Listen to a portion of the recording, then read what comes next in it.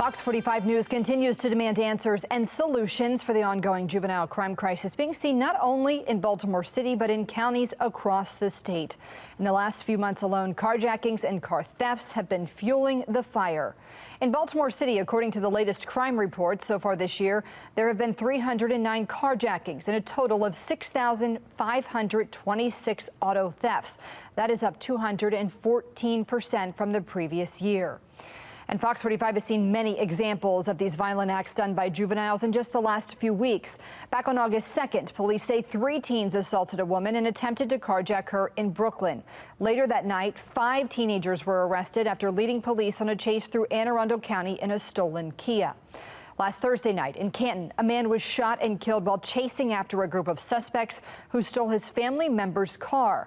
Another armed carjacking was reported in the same neighborhood 3 nights later. And just this past Wednesday, 3 teenage suspects were arrested after allegedly shooting at police from a stolen car and fleeing to a nearby home in Northeast Baltimore. 2 of the suspects are under 18, and police say both have previously been arrested for auto theft. Yeah, that crime spreading to Baltimore County as well. This week, Fox 45 first broke the story of an 11-year-old responsible for multiple car thefts. Now, police reports show the 11-year-old was a suspect in at least 17 car thefts, burglaries, robberies, and other offenses. In one report, police say the child was seen driving a stolen Kia erratically on the wrong side of the street, trying to get away from police. Eventually, he crashed into another car near Essex Elementary School, and due to his age, police released him to his mom. And that procedure raising questions about the state's juvenile justice laws. Fox 45 News pressed Baltimore City State's Attorney Ivan Bates on the laws currently on the books and how it's impacting prosecutors across the state. He says, quite frankly, they're not working. There's nothing the law will allow us to do to hold them accountable, and they're doing whatever they want. If you have 11 or 12 contacts with the criminal justice system for the same exact offense, you're competent enough to steal a car, but you're not competent enough to understand who the judge is, who the prosecutor is, or who your defense attorney is. We have to get real and realize we have to hold young people accountable.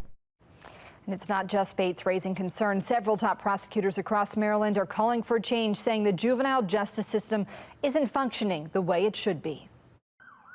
As juvenile crime spikes across Maryland. So what we're realizing when we talk to young people is that young people, the juveniles, know there's nothing that we can do. Police and prosecutors are often left with their hands tied.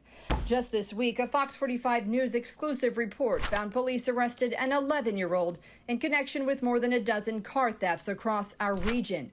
But he's not facing any charges due to his age, as the Juvenile Justice Reform Act prohibits children under 13 from being charged with most crimes.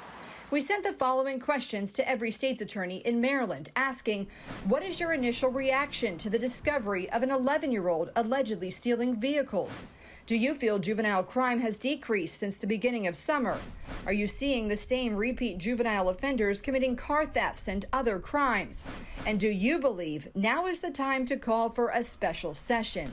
In Calvert County State's Attorney Robert Harvey responding, saying nothing surprises him anymore when it comes to criminal justice. He says earlier this week they had a case of a 16-year-old who allegedly stabbed his 17-year-old brother in the chest with a knife. He said due to the severity of the attack, our laws still allow this offender to be charged as an adult, but it was a close call, saying legislation introduced last session would have required that the offender's case be charged in juvenile court. He says, my concern with the juvenile system is that there are few, if any, consequences, and the offenders know it. Wycomico County State's Attorney Jamie Dykes tells Fox 45 she was not surprised to hear about the 11-year-old, saying simply put, there is no meaningful consequence now available in Maryland's law for juveniles who commit non-violent offenses. Dykes says juvenile crime in Wycomico County on the Eastern Shore has increased, and she'll continue lobbying lawmakers to reform juvenile laws.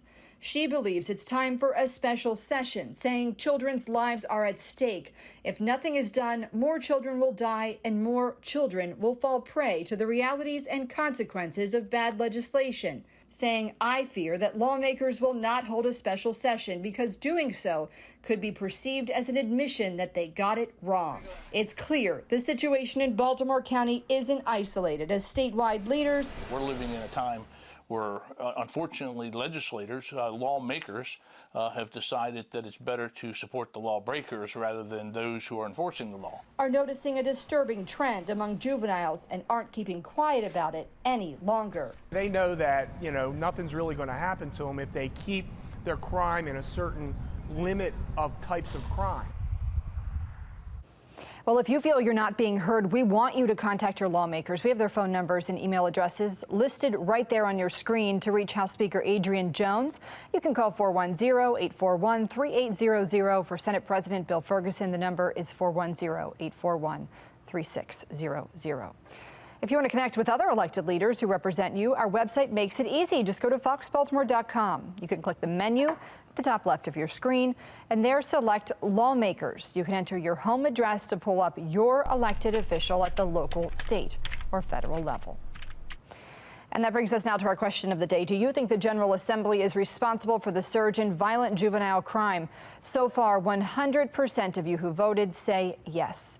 You can head to foxbaltimore.com/vote to weigh in. The Department of Juvenile Services is providing different activities for kids this summer to keep them engaged and out of trouble. Fox 45's Mackenzie Frost is in St. Mary's County, where the kids hit the trail. We just got done biking more than 15 miles with some kids under supervision from the Department of Juvenile Services. Secretary Vincent Schiraldi also came along for the ride.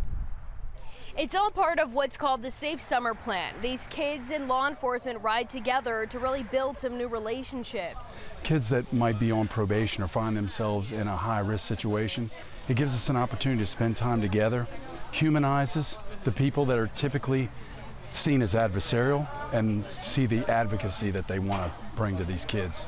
We can't show the faces of the kids under supervision, but we did talk with JT, who's from Southern Maryland, and he said these bike rides this summer have opened his eyes to new opportunities. I'm on probation, but I'm about to get out. It's my first time and my last time. If I shouldn't be on probation, then I shouldn't meet you guys, I spoke with Secretary Schiraldi about the current state of DJS and what's going on with the monitoring situation with kids wearing ankle bracelets.